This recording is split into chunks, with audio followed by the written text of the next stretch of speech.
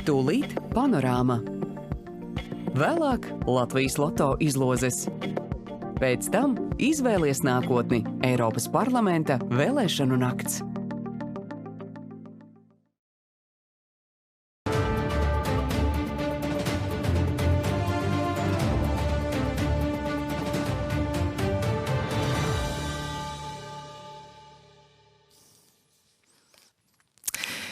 Jā, līdz ar ierasto panorāmas laiku pulksteni 20:00 8 vakarā Latvijā balsošana Eiropas parlamenta vēlēšanās ir beigusies. Esiet sveicināti, iecirkņi ir slēgti un Latvijas pilsoņi ir izdarījuši izvēli, kuri 9 kandidāti pārstāvēs mūs visus Briselē.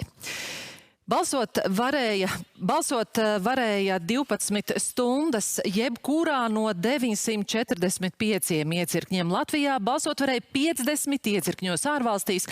Ārzemēs esošie to varēja darīt arī pa pastu, un balsot bija iespējams arī 3 dienas pirms vēlēšanām iepriekšējā balsošanā.